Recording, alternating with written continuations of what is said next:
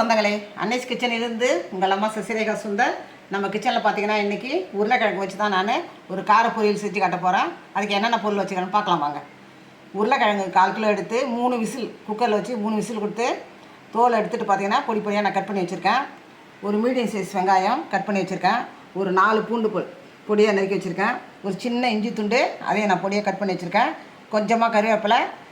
இந்த டேஸ்ட்டுக்கு பார்த்தீங்கன்னா ஒரே ஒரு பச்சை மிளகா, மிளகாய்த்தூள் தான் சேர்க்க போகிறோம். இருந்தாலும் ஒரே ஒரு பச்சை மிளகா, 1/2 டீஸ்பூன் கடுகு, 1 டீஸ்பூன் உளுந்து, ஒரு 1/4 டீஸ்பூன் சோம்பு, கரம் மசாலா, மிளகாய்த்தூள் குழம்பு மிளகாய்த்தூள் போதும், உப்பு. மொத்த பொருள் இது தான். ரொம்ப சிம்பிள். உருளைக்கிழங்கு வந்துட்டுனா பார்த்தீங்கன்னா நம்ம 5 நிமிஷத்தில் இந்த பொரியல் செஞ்சலாம். எப்படி சேர்த்துன்னு பார்க்கலாம் வாங்க. அடுப்பத்தை வச்சாச்சு. அது மேலே நம்ம வானல் வச்சாச்சு. வானல் நல்லா காஞ்சித்து. இந்த பொரியலுக்கு தேவையான அளவுக்கு நம்ம எண்ணெய் ஊற்றி வச்சு எண்ணெய் காஞ்சிட்டு கருவேப்பிலை ஆட் பண்ணிக்கலாம்.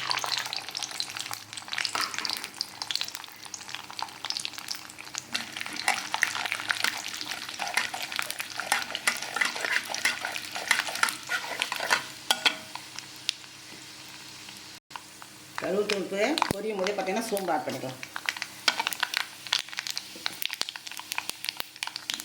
இது கூட கருவேப்பிலை ஆட் பண்ணிக்கலாம்.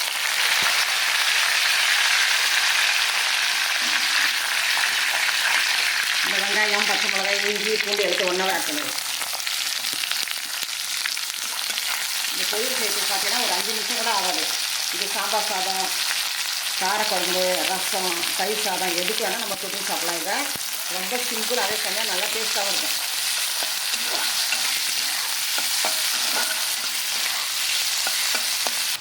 வெங்காயம் பச்சை மிளகாய் நல்லா வதங்கிட்டு இப்போ நம்ம உருளைக்கிழங்கு ஆட் பண்ண வேண்டியதான்.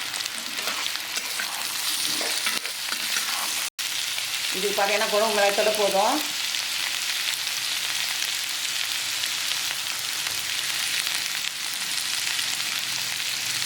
ஒரு டீஸ்பூனுக்கு கொஞ்சம் மேலே போட்டிருக்கேன். 1/4 கிலோ உருளைக்கிழங்குக்கு இந்த ஸ்பூனில் பார்த்தீங்கன்னாக்கா 1 டீஸ்பூன் கொஞ்சம் மிளகு, ஒரு 1/4 டீஸ்பூன் அளவுக்கு கரம் மசாலா,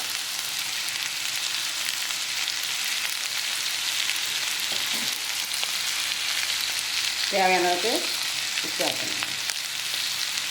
லேசாக தண்ணி தெளிக்கணும். அப்போ தான் உப்பு கரையும், எல்லாம் கரைய மாட்டேன். உப்பு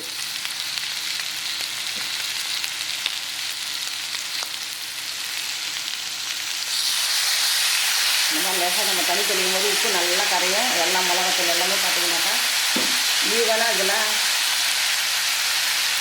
செய்யும். பார்த்தீங்கன்னா உருளைக்கிழங்குல லேசாக இந்த தண்ணி தெளித்து தான் நம்ம இன்னும் கரைச்சி வந்துருக்கணும். காரம் உங்களுக்கு விருப்பப்பட்ட அளவுக்கு நீங்கள் சேர்த்துக்கோங்க. எங்களுக்கு கொஞ்சம் மீடியம் காரம் சாப்பிட்றவங்க எங்கள் குடும்பத்தில் பார்த்தீங்கன்னா, அதனால தான் நான் காரம் கொஞ்சம் கம்மியாக போடுறேன். நீங்கள் நல்லா காரம் சாப்பிட்றவங்க இன்னும் கூட நீங்கள் போட்டுக்கலாம்.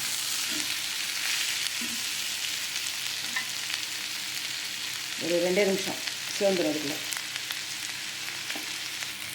உருளைக்கிழங்கு பார்த்தீங்கன்னா நல்லா சேர்ந்துடுச்சு. நான் வேறு ஒரு பாத்திரத்தை மாற்றி காட்டுறேன். நம்ம அன்னைஸ் கிச்சனில் பார்த்தீங்கன்னா இன்றைக்கி 1/4 கிலோ உருளைக்கிழங்கு வச்சு நான் கார பொரியல் தான் செஞ்சு காட்டிட்டேன். இதே மெத்தடில் நீங்களும் செஞ்சீங்கன்னா சூப்பராக வரும். நம்ம எல்லாத்தையுமே தொட்டு சாப்பிட்லாம். இந்த காரம் பார்த்தீங்கன்னா எங்களுக்கு மீடியம் அளவுக்கு இருந்தால் கூட எங்களுக்கு போதும். உங்களுக்கு இன்னும் கொஞ்சம் வேணும்னா கூட நீங்கள் மிளகாத்தூள் சேர்த்துக்கோங்க. செஞ்சு பார்த்துட்டு எனக்கு கமெண்ட்ஸில் சொல்லுங்கள்.